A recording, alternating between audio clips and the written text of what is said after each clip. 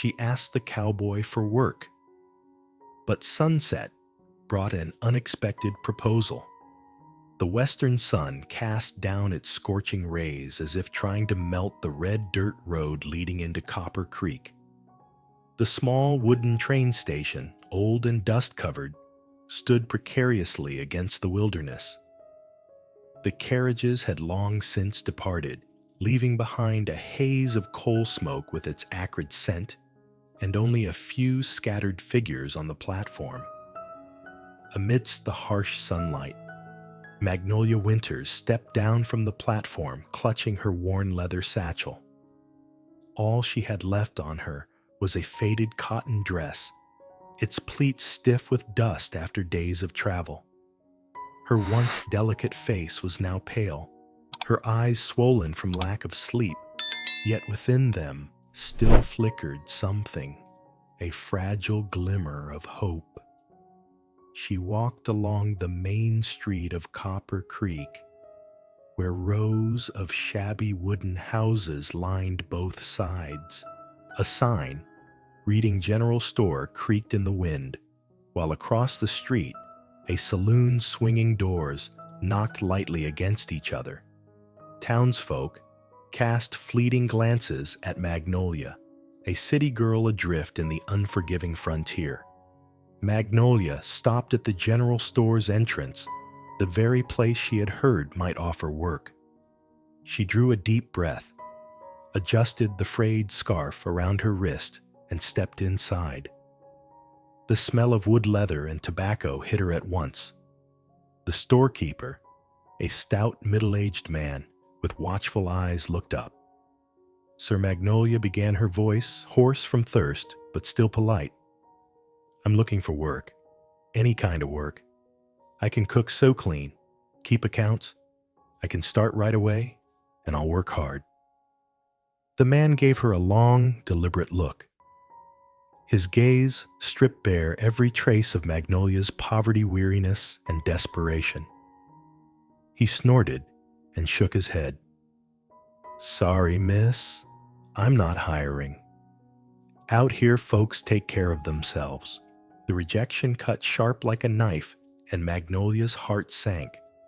She lowered her head, pressing her lips tightly to keep from breaking down in front of strangers.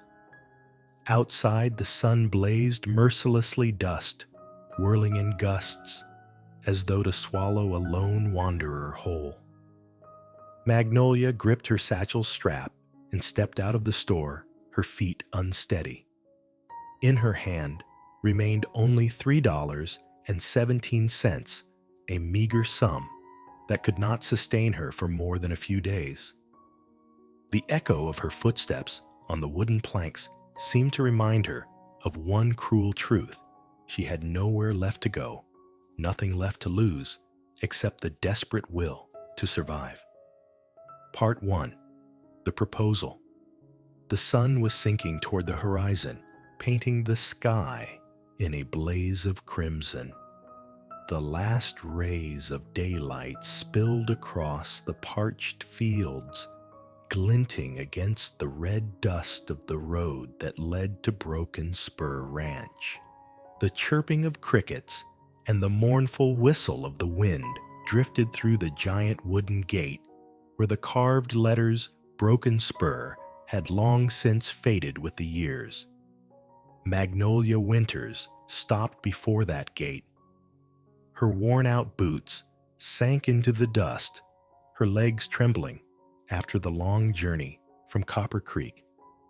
The evening light fell across her pale, hunger-stricken face, sweat-darkened strands of brown hair sticking to her cheeks. She drew a deep breath, summoning the last of her courage. This was the final place where she might find work. If she failed here, it would all be over. The gate creaked as she pushed it open with both hands. The sound echoed in the stillness, setting her heart pounding. The path stretched toward the main house, lined with sunburnt grass and veiled in dust.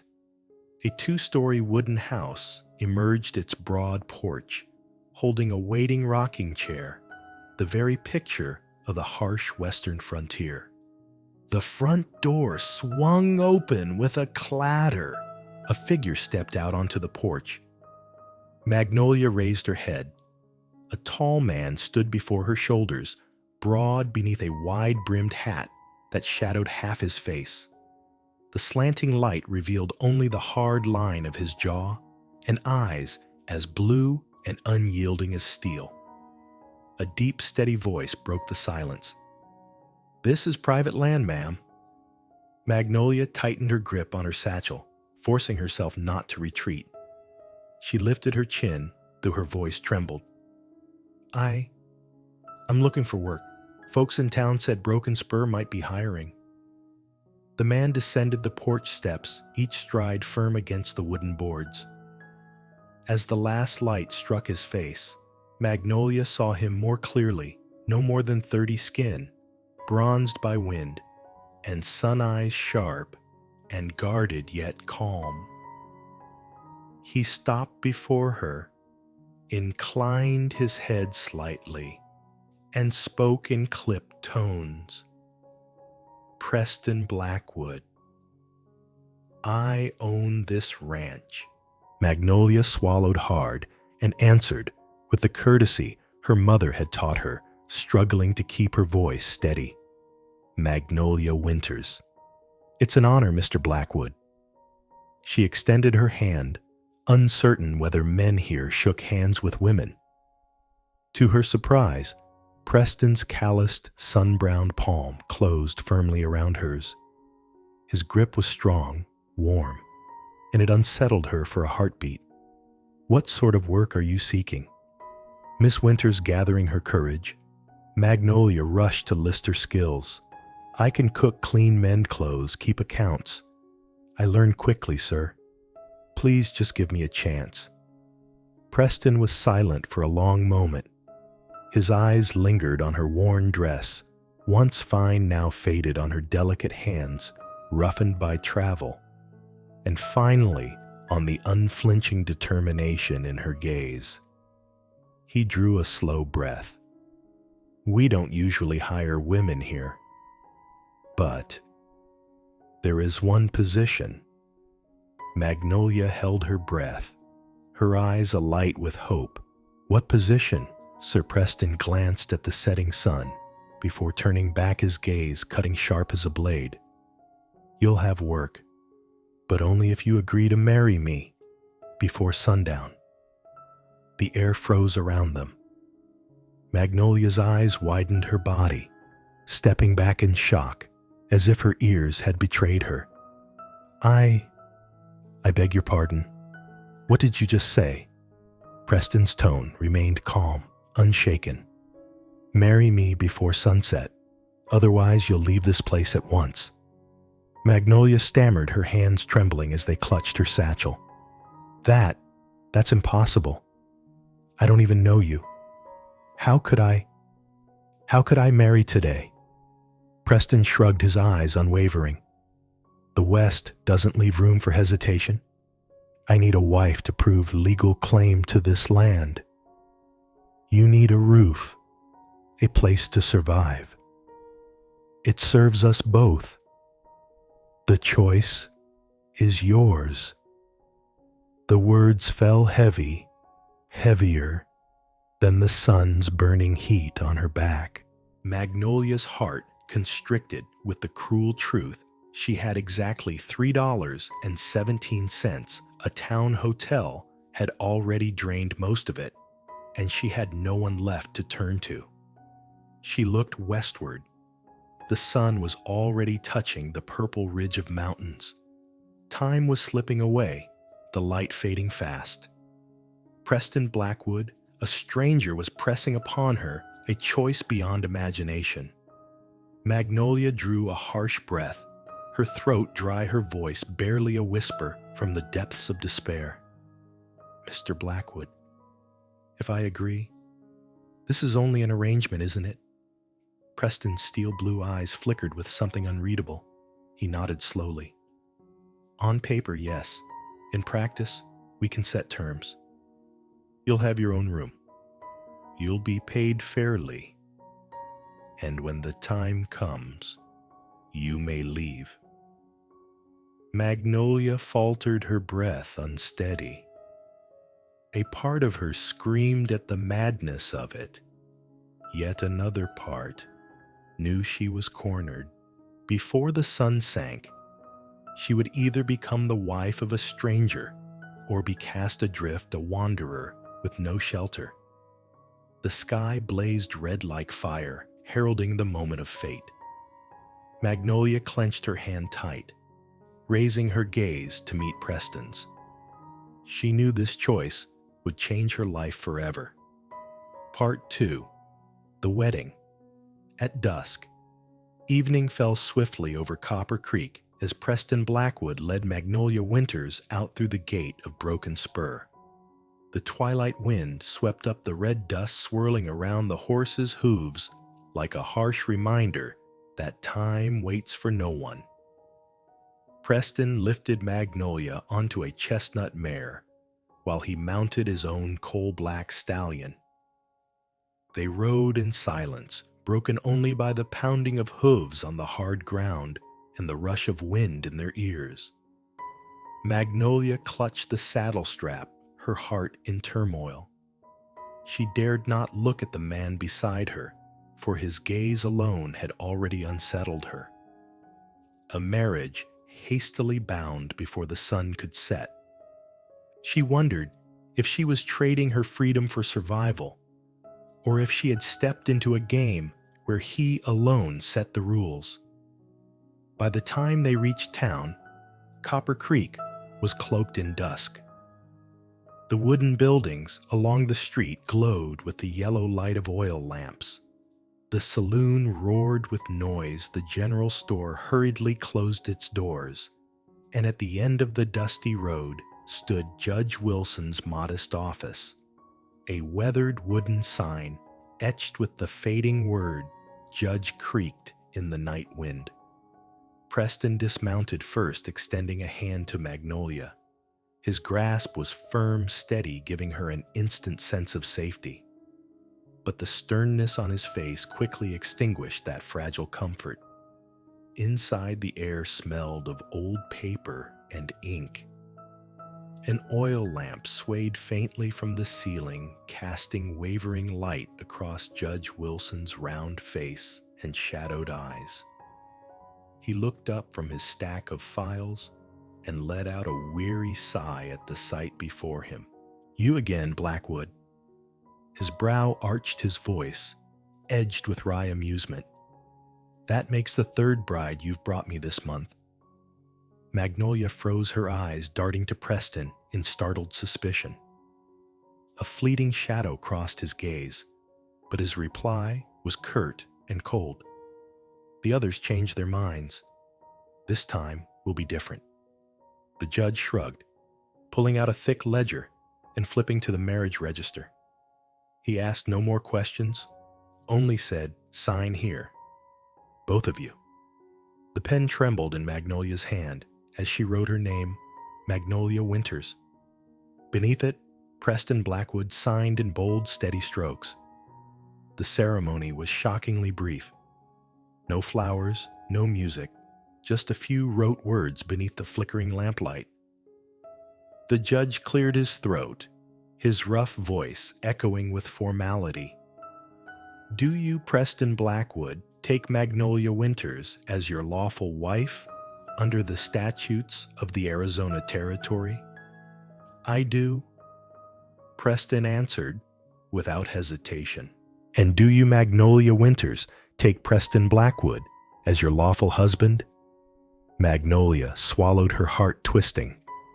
A memory of her late father flickered along with the looming shadow of loneliness ahead.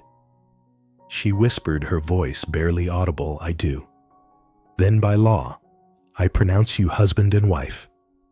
The judge stamped the page with a resounding thud, pressing his seal in scarlet ink, then waved dismissively. "Exchange rings if you have them." Preston opened a small wooden box, revealing a simple gold band set with a deep blue sapphire. The lamplight caught the gem, making it gleam with a cold, distant beauty. He said nothing, only slid the ring gently onto Magnolia's finger.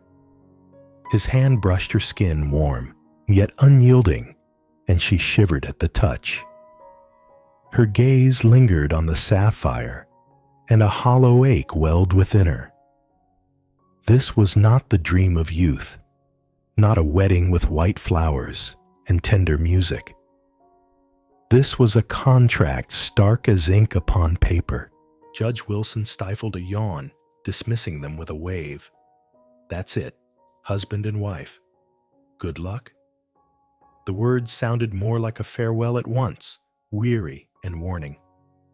Preston inclined his head in thanks, then placed his hand at the small of Magnolia's back, guiding her outside. Night had settled over Copper Creek. The main street lay quiet, touched only by the dim glow spilling from a few windows.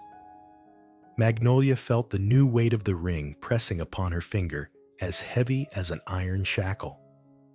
Yet amid the chill of a loveless union, somewhere deep within her heart, flickered a fragile spark of hope that from this cold beginning, something else might yet be born. Preston tightened his grip on the reins, his eyes fixed on the horizon. The night wind cut sharp, but his low voice carried softly to her ear. From this moment on, Magnolia, you are no longer alone. Part 3. Life at Broken Spur. The first dawn at Broken Spur broke with the crowing of roosters and the sound of hooves from the pasture. Pale light spread across the barren fields, turning the lingering dew on wild grass into a chain of glittering jewels. Magnolia Winters awoke in a narrow wooden room, its walls hung with a small faded mirror, the bed covered by an old but clean woolen blanket.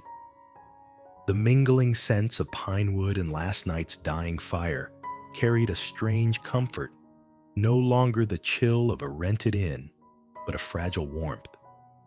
She sat up, rubbing her heavy eyes.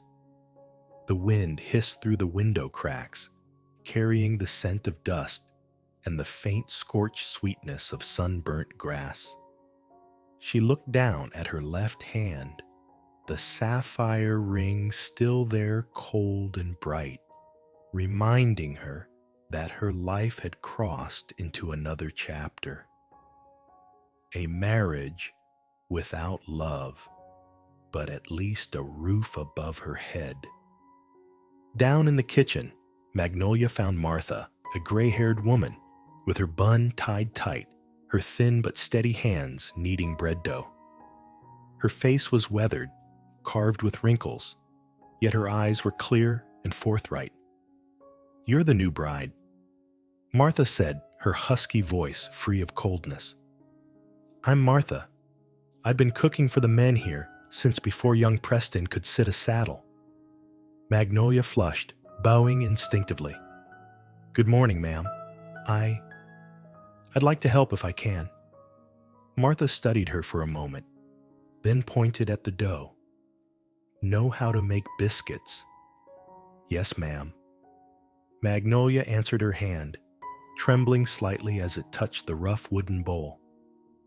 A memory surged, her mother guiding her in their small Philadelphia kitchen while her father read the newspaper from his armchair.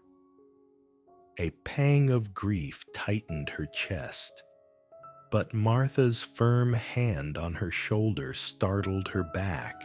"Here you'll have work enough to forget plenty," the woman murmured, as if she could see straight into Magnolia's heart. That morning, Magnolia threw herself into the chores, feeding the fire with dry wood, frying salted pork, preparing strong coffee for Preston and the ranch hands. Every step was clumsy, yet Martha corrected her patiently, never raising her voice. When the ranch hands filed in sweat, horse musk, and raucous laughter filling the air, Magnolia stiffened. Their curious stares and playful jests were cut short the moment Preston entered. He wore a rolled-sleeve shirt, Dust streaked across his strong arms. His voice was low, but carried enough weight to silence the room. "This is my wife, Magnolia. You'll treat her with the respect she deserves." Magnolia bowed her head, her cheeks flushed. Preston's protection was stern without tenderness, yet her heart trembled at the cold certainty in his words. The days that followed brought her into broken Spur's rhythm, rising before dawn, helping Martha with breakfast, washing dust-caked clothes, setting the long pine wood table. She learned to ride the chestnut mare Preston had given her, practicing balance against the wind and the sway of the saddle. Preston's guidance was steady, never gentle yet whenever she nearly fell. His strong hand was there to catch her, and her heartbeat faltered each time. Evenings brought quieter moments. Magnolia often sat in her small cabin, listening to crickets in the fields and watching the fire crackle in the stove. Sometimes Preston came by with the ranch ledgers, asking about her bookkeeping experience from Philadelphia. When she pointed out wasted expenses, the corner of his mouth would lift not quite a smile, but enough to warm her. Gradually, Magnolia realized safety at Broken Spur was more than food and shelter. It lay in Preston's steadfast eyes, in Martha's stern but gentle care, in the coarse yet honest laughter of the ranch hands. And one late night, as she sat before the fire, her fingers turning the sapphire ring absently, she felt the weight in her chest ease. Fear and confusion no longer smothered her breath. Instead, there was a shy, unfamiliar stirring, like a green shoot breaking through parched earth. She whispered, perhaps to herself, perhaps to the flames, "Maybe this place isn't only a shelter. Maybe." The door creaked softly. Preston stood there, his shadow long across the floor, his blue eyes locking with hers. He said nothing, only gave a small nod. Yet in that fleeting instant, Magnolia's heart quivered. A new life had begun. Safe, yet fragile a life, slowly mending the wounds she had carried for so long. Part 4. Walls Between Them. Night settled over Broken Spur. The desert wind swept across the barren fields, carrying a chill that made the insects outside sound even farther away. Overhead, the Milky Way stretched wide and glittering, each star like a lantern hung against the endless dark. From the main house, the glow of an oil lamp spilled through the cracks of the door, its faint yellow light making the wilderness beyond seem even lonelier. Magnolia sat on her small bed, listening to the familiar sounds of the ranch, a distant whinny, the whistle of wind against the windows, and above all, the heavy silence radiating from the room next door, where Preston Blackwood was still awake.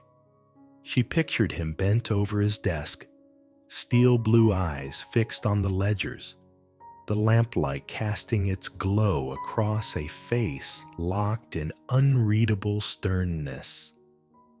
For days now they had lived as strangers under one roof. He treated her with absolute respect, but also with absolute distance. No touch beyond formal courtesy, no questions about her homesickness, no comfort when she lowered her face in the kitchen.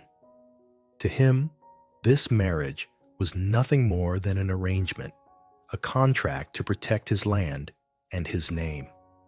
Magnolia sighed softly, clutching her pillow to her chest.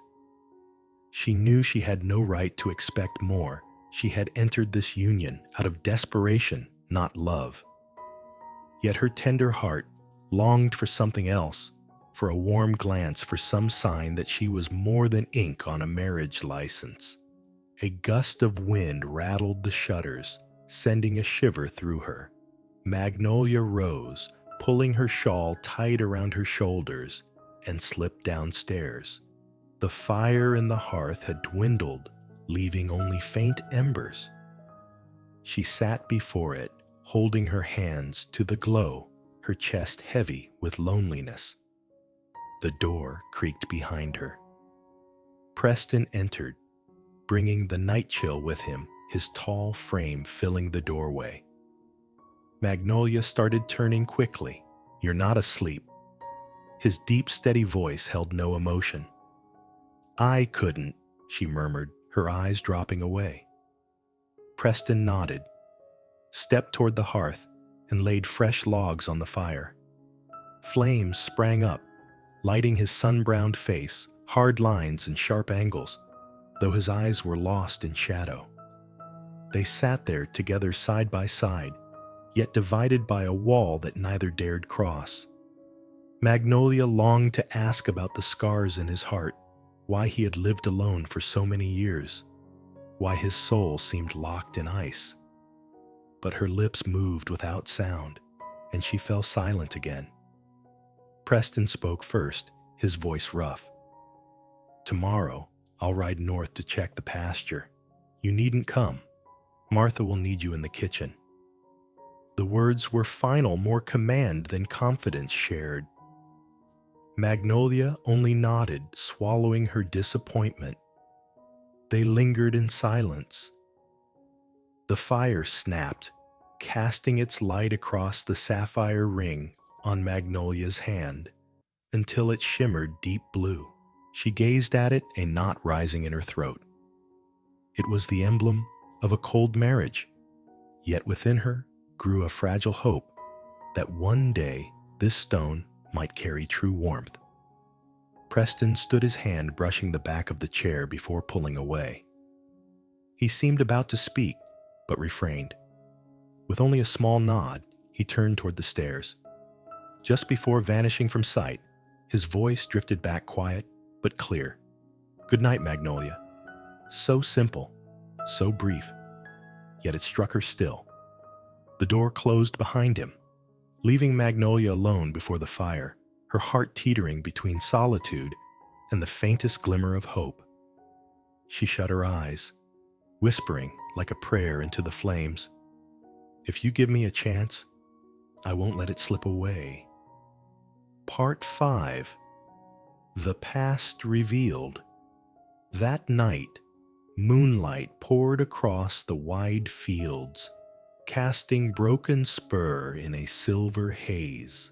The desert wind whispered through the dry grass, carrying a lonely song, while the horses in the pasture let out soft neighs, their voices weaving into a somber melody. Preston Blackwood tended a fire outside near the stables. The flames leapt and crackled, throwing his tall shadow across the wooden wall, making him seem even more solemn. A few steps away, Magnolia sat with a thin wool shawl wrapped around her shoulders. She had not yet grown used to the desert chill, but what held her there was not the fire's warmth. It was the sense that he was on the verge of saying something important. For weeks, Preston had kept his distance, his heart locked away behind a wall of cold reserve. But tonight, his eyes were different.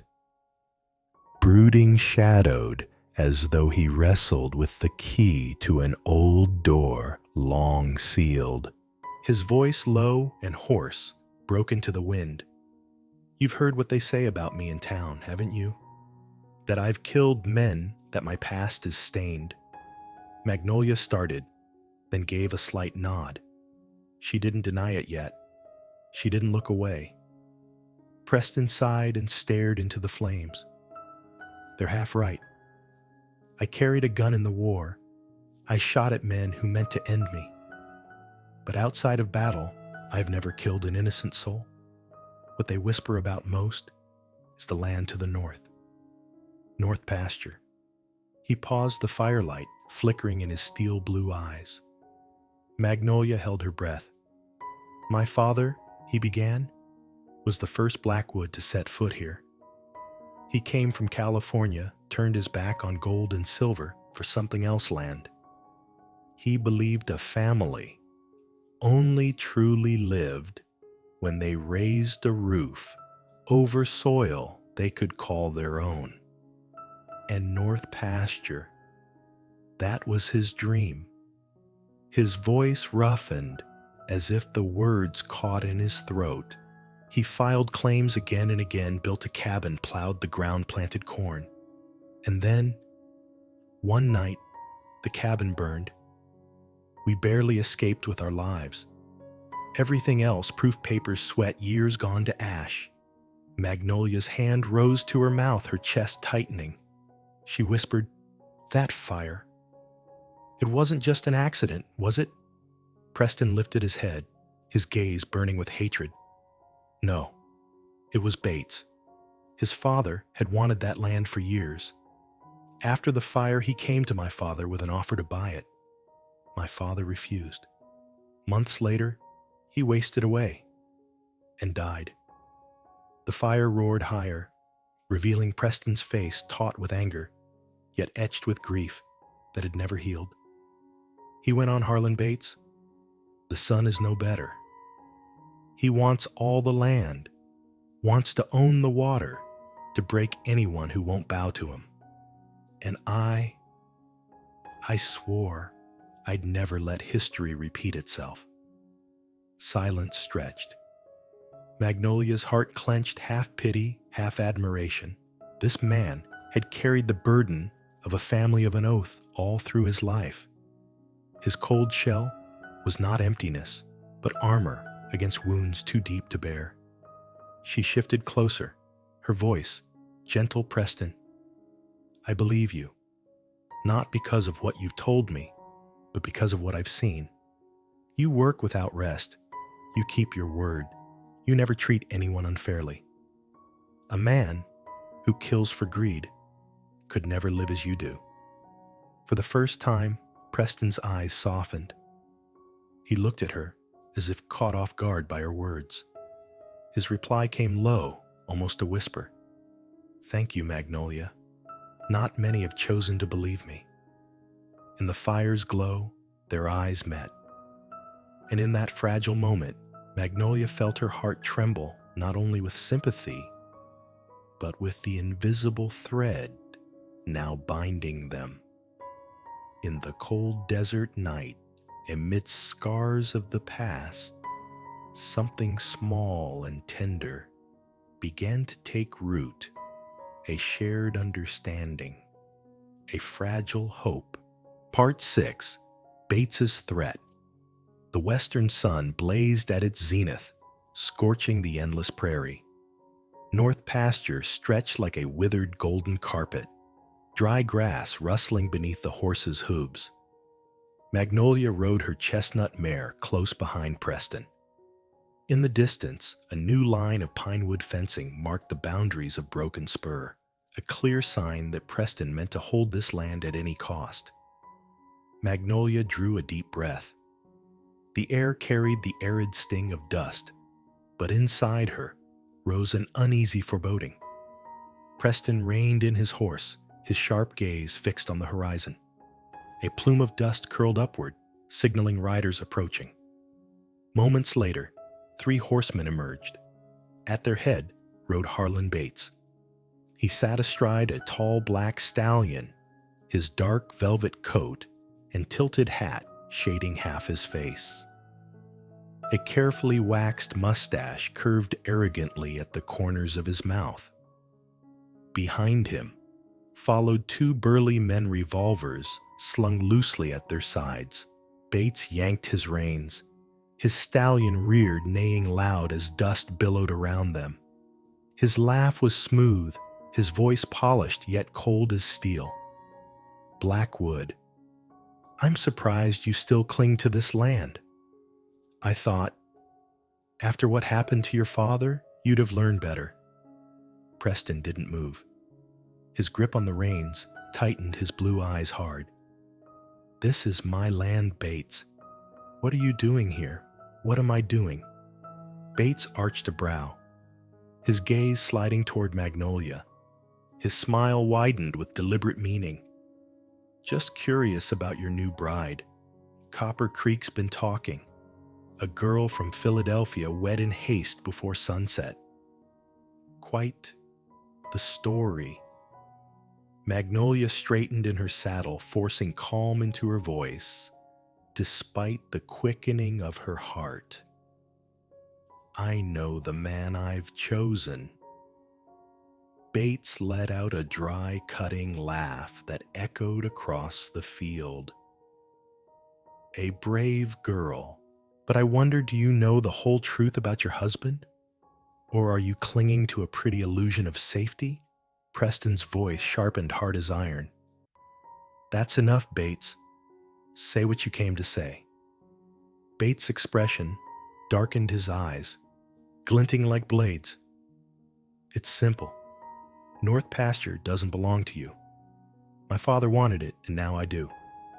You can build all the fences you like, but accidents happen out here. Fires, floods, livestock gone missing. You know how it is? Trouble is always waiting on wild land." The words sliced through the air. Magnolia shivered, her hands clutching the reins tight. She understood this was no warning. It was a threat. Preston sat tall, his voice firm, each word forged of steel. "You lay a hand on this land, Bates, and you'll learn broken spur does not kneel." Silence pressed heavy. Only the wind in the grass and the restless stamp of hooves filled the space. Then Bates smirked, tipped his hat in mocking courtesy. "Good. I like a man with fight. It'll be interesting to see how long you last." He jerked his reins. The black stallion spun, kicking up a storm of dust.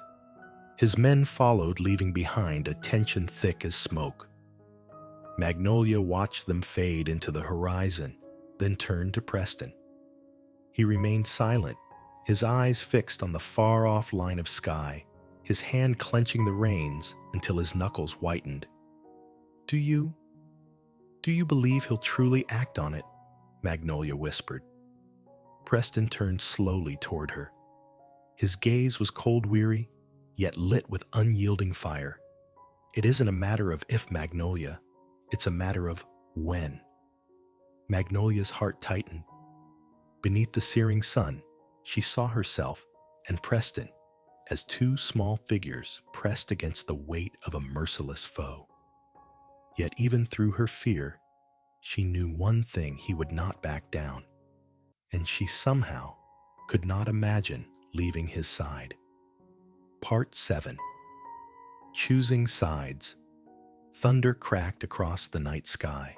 A storm swept in, suddenly black clouds gathering and tearing the western heavens with blinding streaks of lightning. Rain fell in torrents, drumming hard against the wooden roof of the cabin where Magnolia and Preston had taken shelter. Inside the small room, the oil lamp flickered under the draft. Magnolia stood by the window, gazing out at the gray heavens. Rain streaked down the glass in heavy streams, as if the sky itself were shedding secrets too heavy to hold.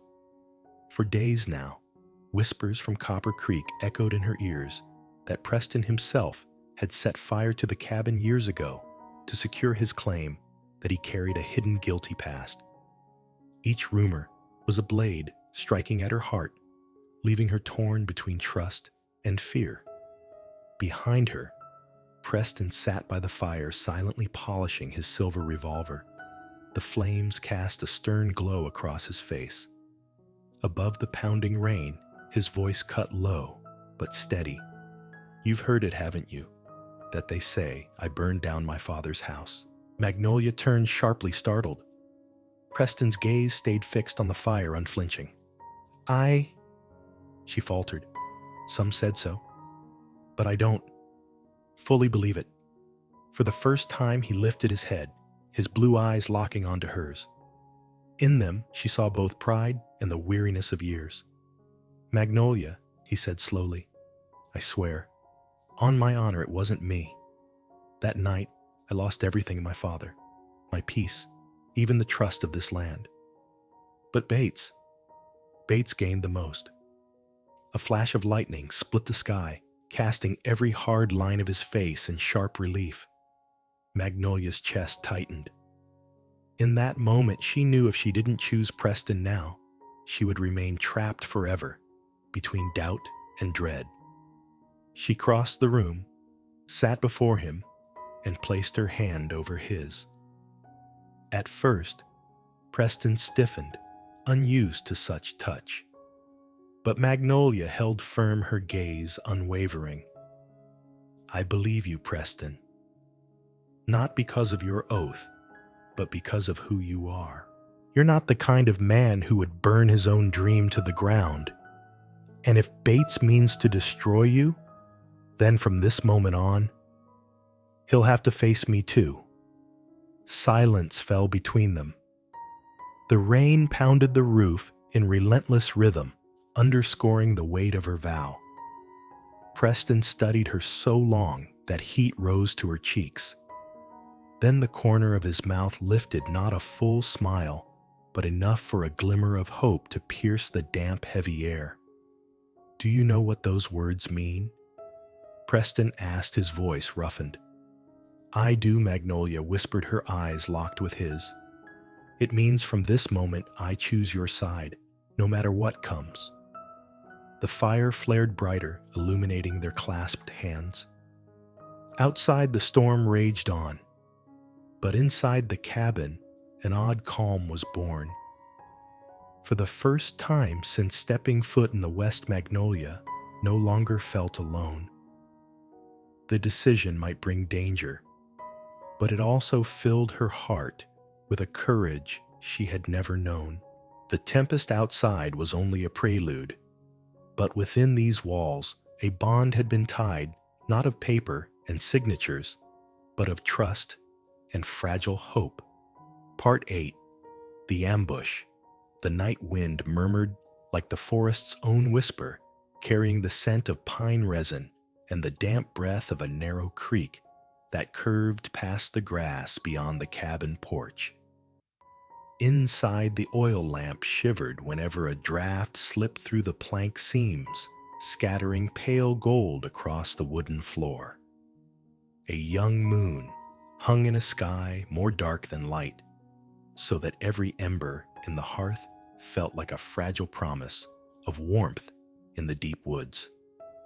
Preston stood behind the curtain, steel blue eyes fixed on the darkness outside, while Magnolia sat at the table, both hands wrapped around a cup of tea gone cold.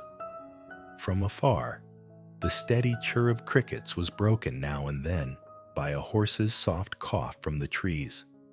"Sheriff Wilson says they're in position," Preston murmured, without turning.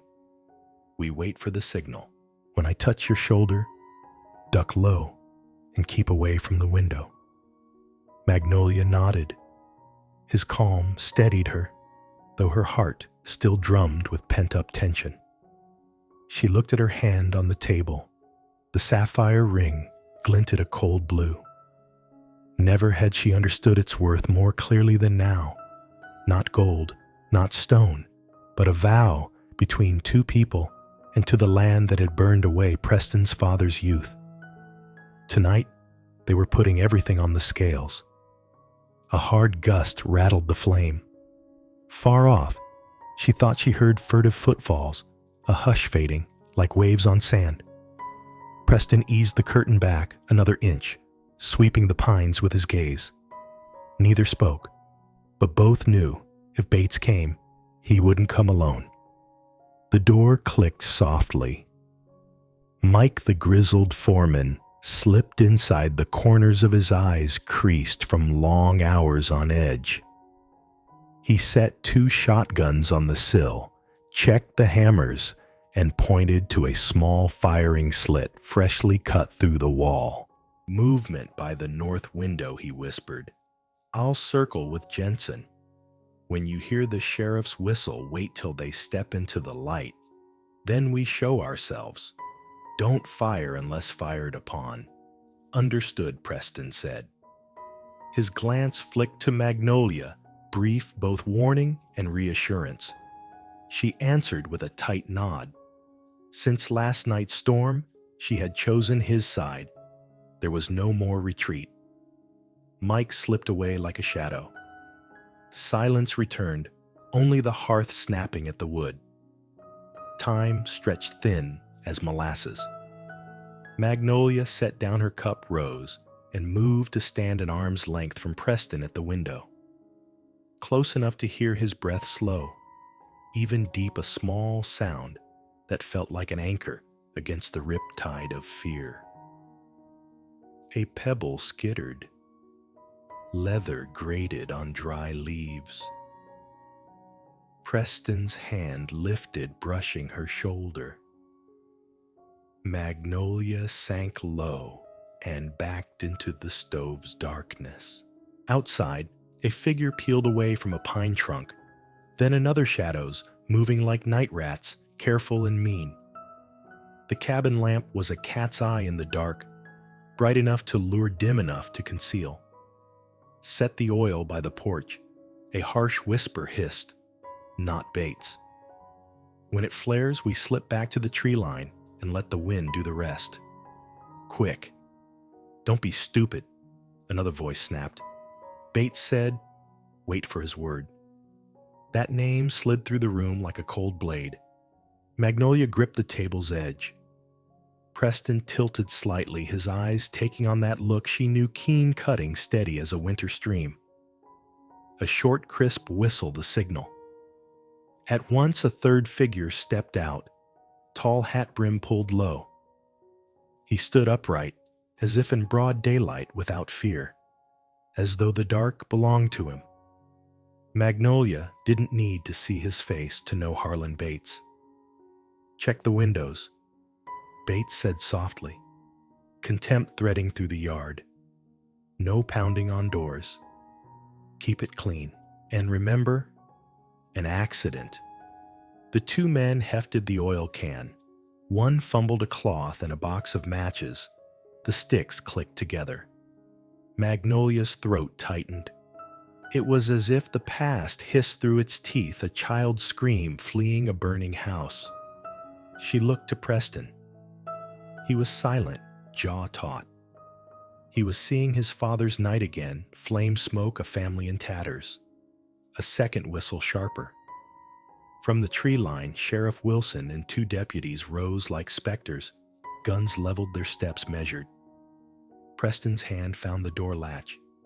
He looked to Magnolia with a wordless question. "Ready?" She nodded, once sure. "Drop it, Bates." The sheriff's voice cracked like thunder. "Hands up. You're surrounded." For a heartbeat, the yard froze spellbound. The man with the matches flinched.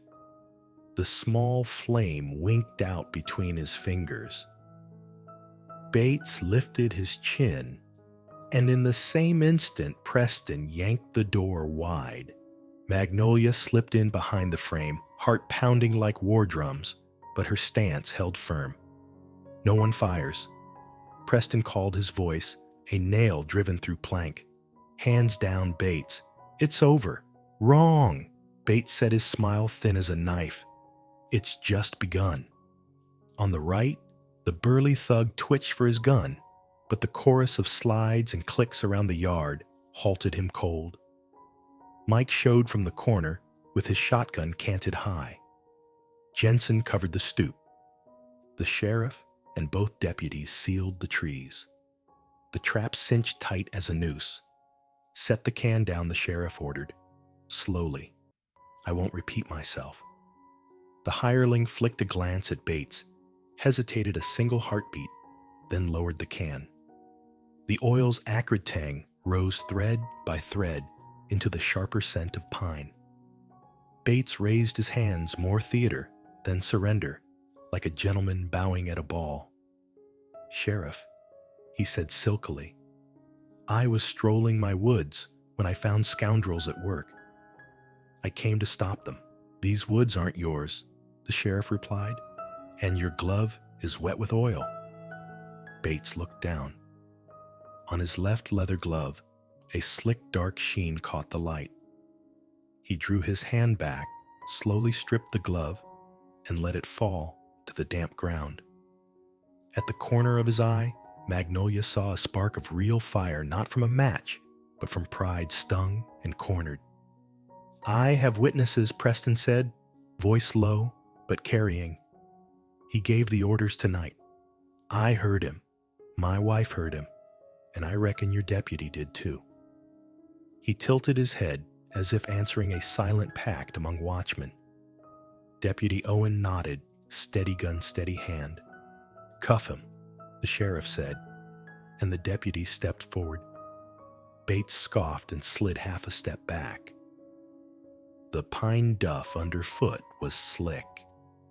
He coiled like a snake, then dropped, yanking a henchman across his body as a shield.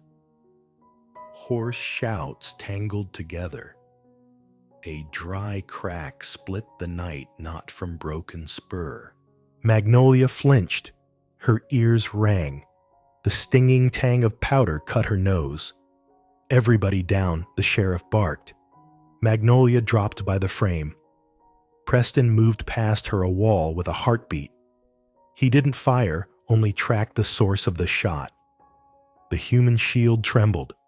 His revolver skittered into the grass and rolled to rest against a rock by the porch. Let him go, Bates Preston said, voice like ice. You're not getting out. You don't understand what I want. Bates snarled. Not fire fear. Make them fear and they'll leave. His free hand flashed a small knife edge, winking. A splash of water. Mike, circling behind, dumped a bucket across the steps, soaking the porch boards. No matter how stupid a man is, he growled, no flames catching here tonight. He lifted his gaze, old eyes hard. You're done. Bates exhaled. His eyes flickered calculations, striking like lightning. Then he did the unexpected. He released the hired man and raised both hands. Fine, he said, smile snapping back into place like a mask. Cuff me. I'll see the judge. And my lawyer. The sheriff nodded. The deputies closed and clamped irons on his wrists. The metal clicked small but echoing. Magnolia's grip on her sleeve loosened. A long breath eased her chest. Preston's shoulders settled as if a boulder he'd carried for years had slipped at last. You, the sheriff said softly to the hired hand. Are you hurt? The man shook his head. Pale. Good. You'll talk who hired you, whose orders, how many times you've prowled. Not a word held back. In the yard, the cabin lamp trembled, not from wind now, but from the storm passing through men's hearts. Magnolia stepped onto the porch. The grass was wet. The smell of oil thinned, giving way to clean pine. She moved to Preston's side. He turned his blue eyes bright, not with tears, but with a settling light, the still water after wind. Is it over? She whispered. For tonight, maybe, Preston said. But justice isn't just irons. It's testimony papers, seals. And your faith. He paused, wary of the wrong word. Thank you for standing with me. Magnolia smiled, soft as mist. We vowed it by ring, by land, by fire. She glanced at the sapphire. Under the lamp, it no longer looked cold, but deep as the night sky, clear as the creek. The sheriff led Bates to the tree line where a wagon waited. Deputies flanked him, guns lowered, but ready. As they passed the porch, Bates halted, turned, and met Preston's eyes. It wasn't the look of a man defeated outright. It was a promise made by one ready to spend his last coin cunning. Blackwood, he said, his smile. All gums you think irons end a thing? I've watched men climb ashore only to drift again. The water in Copper Creek runs toward whoever holds the books. You know that. I do, Preston answered calmly. And tonight, it runs toward the law.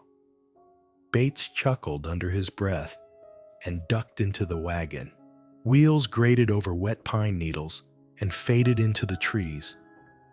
The sheriff left his word tomorrow morning in town to sign statements and enter depositions. Bring every note you've kept, he said. Tonight belongs to truth. Tomorrow belongs to paper. When the wagon's noise was only a whisper, Broken Spur grew quiet again. Mike lifted the oil can and poured it into a barrel, muttering, "Fools." He tipped his hat toward Magnolia. "You did fine, missus. Not many hold steady like you did." Heat rose in her cheeks as she bowed her head. Missus settled around her shoulders like a warm ribbon light and solemn. They cleaned the yard, smothered a few ember flecks from a discarded cigar. Jensen fed more wood to the stove. The fire took it gladly. Magnolia brewed fresh tea. Mint lifted in the air with the scent of wet wood. Preston stood at the door, looking over the grass as if surveying an old battlefield. Only after a long while did he come back inside. "Sit," Magnolia said, setting a cup before him. "Warm yourself. The nights turned cold." He sat, hands cupping the clay, letting the heat pass through skin and years. The room hushed. The crackle of kindling sounded like distant hail on tin far away. Magnolia watched him, saw the wear in his shoulders, the dark circles under his eyes, and something else, a door long sealed, eased just a fraction. "I was afraid," she said plainly. "When he raised the gun, I felt what your mother must have felt that night. But when I saw you hold not fire, I understood why men listen to you." Preston's smile came rare, true, unforced. "My dad said a man who fires first might win a duel, but the one who stands firm wins the land." He glanced around the little wooden room. "Tonight this house stood firm because of you." She shook her head. "Because of us." Then, after a breath, she slipped her hand into his. His calloused palm covered her slender knuckles, protecting and listening. Outside, the pines breathed easier. The creek kept its course, unhurried and unceasing. The newborn moon climbed higher, cleaving cloud, sifting gentler silver over the roof. Magnolia leaned her head against the chair back and closed her eyes. Warmth traveled from his hand to her wrist, to the circle where the ring lay, a small metal band, become a banked coal glowing steady. "Tomorrow," Preston said, "I'll ride to town with the sheriff. Stay with Martha. Don't go out alone. If anything seems off, I know." She smiled. "I will." She paused, her voice dropping to a near whisper. "I'll be waiting. Waiting." The words settled into the floorboards, like a winter latch. Preston bent and touched his brow to hers, quiet, warm, unhurried, like the West they were learning to call home. A low owl call drifted from the trees. A stone dropped into a deep well. Magnolia opened her eyes. "Did you hear? I did?" Preston said, the smile still at his mouth. "The night's telling us some things return.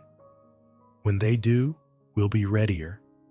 She nodded, not because she trusted the night to be kinder, but because she trusted the hand holding hers.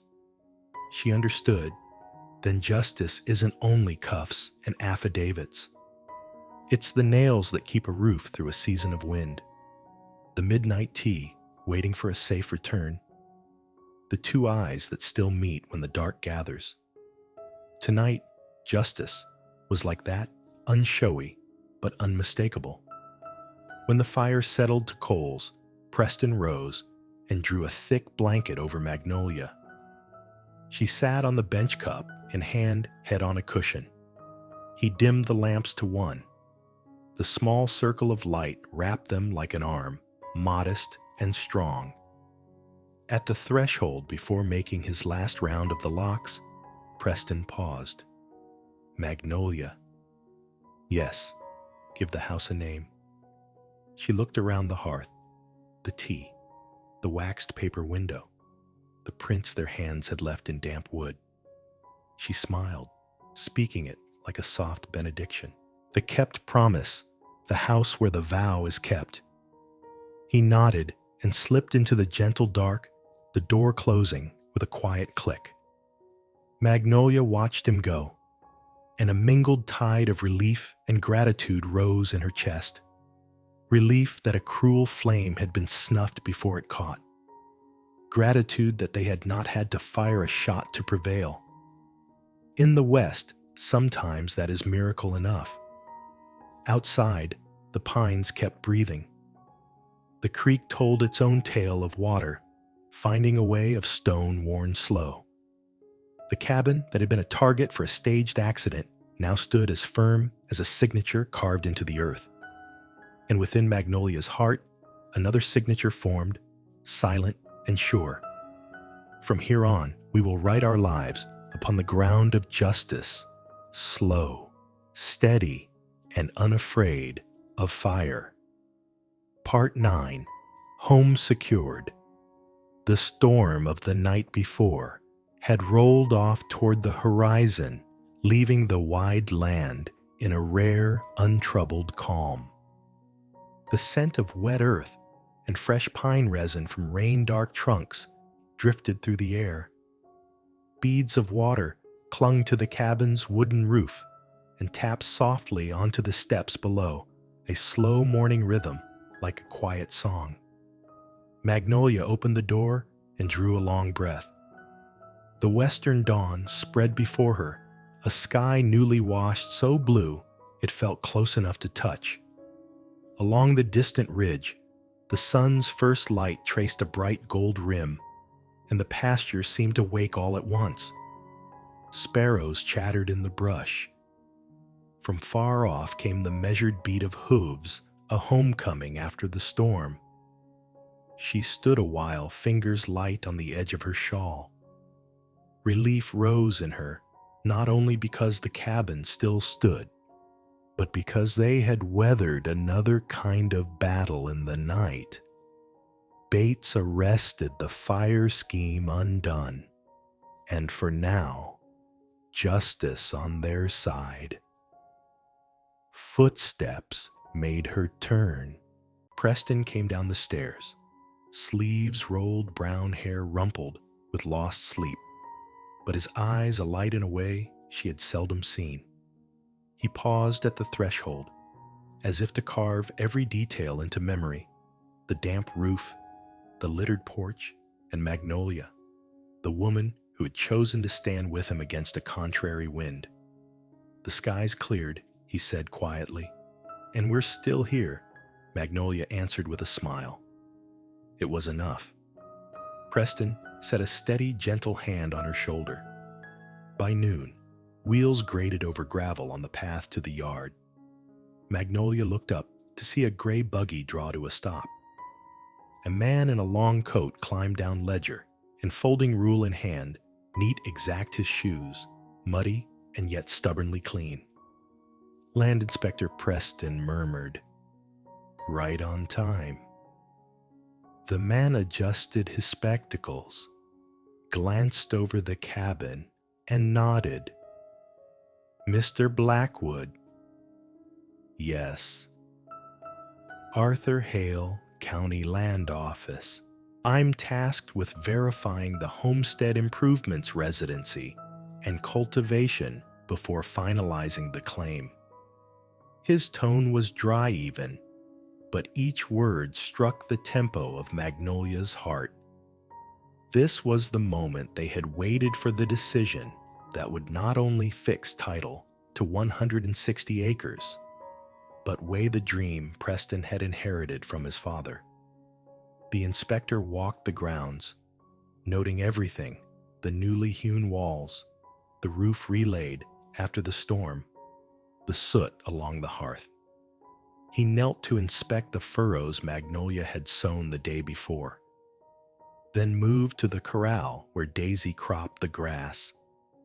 Preston kept pace, answering each question with patience: when the cabin was raised, how the water was drawn, how the fencing held the stock.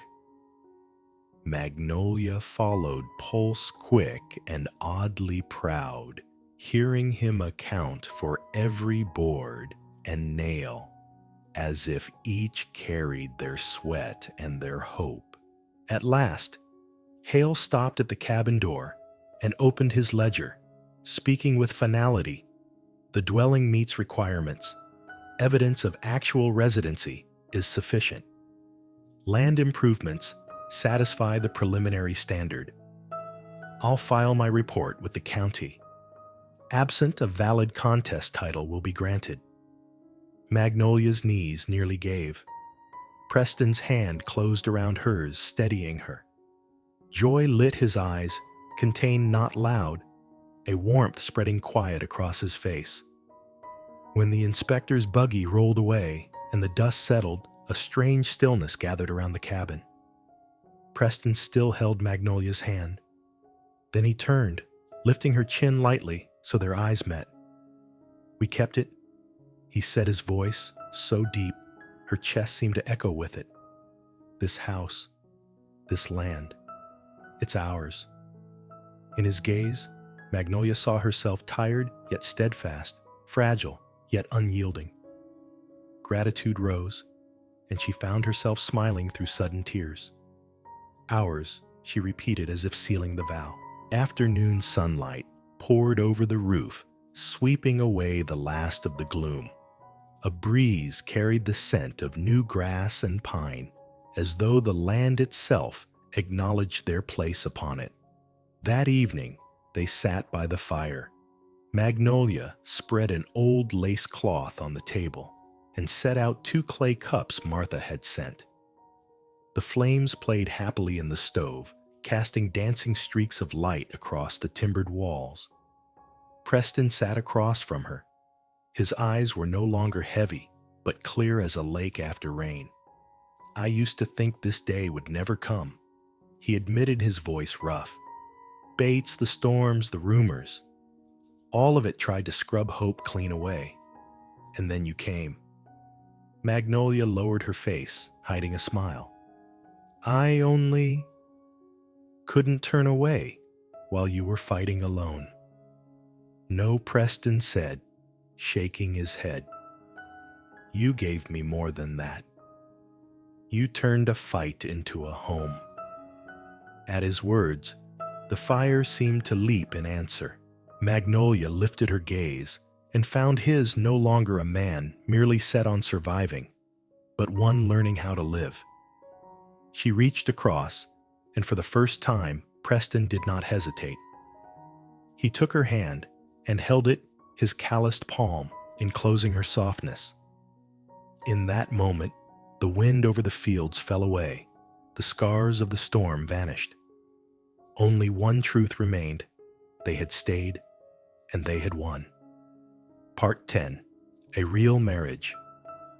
Afternoon poured a gentle gold across the prairie, laying its warmth over the wide grasslands like a quilt. The brook behind the cabin ran clear, scattering ribbons of silver light. In the small garden, Magnolia had sown tender green shoots, now broke the soil, flecked with pale purple wildflowers.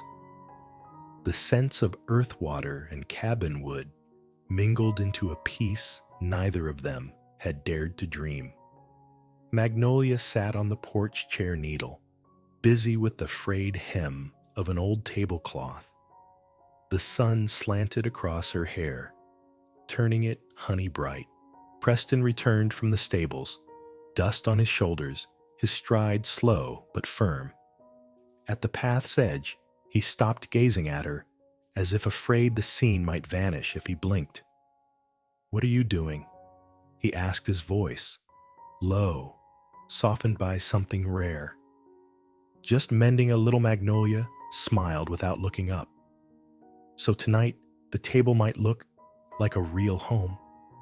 The simple words struck him still. A real home.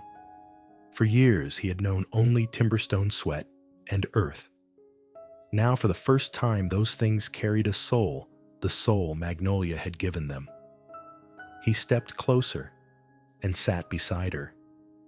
For a long while only the snick of needle and thread and the whisper of wind in the pines filled the air.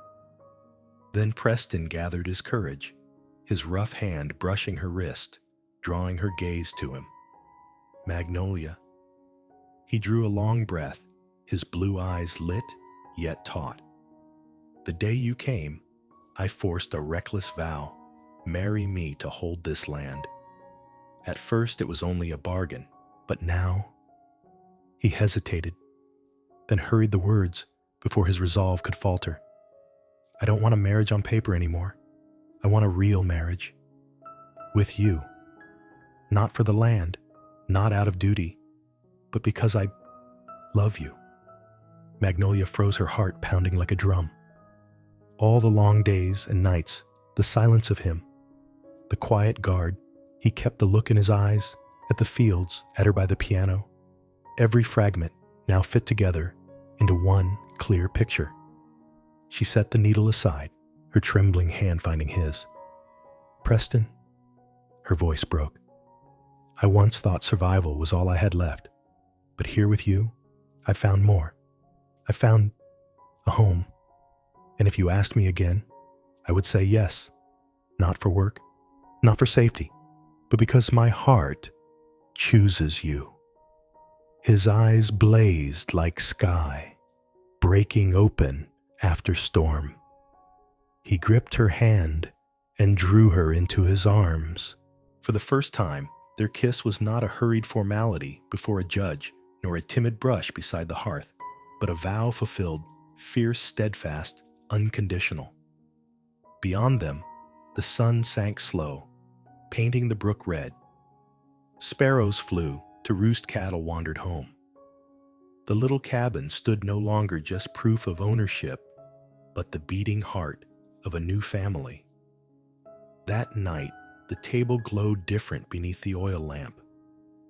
On the carefully mended cloth, Magnolia laid warm bread, a steaming bowl of soup, and a pot of mint tea.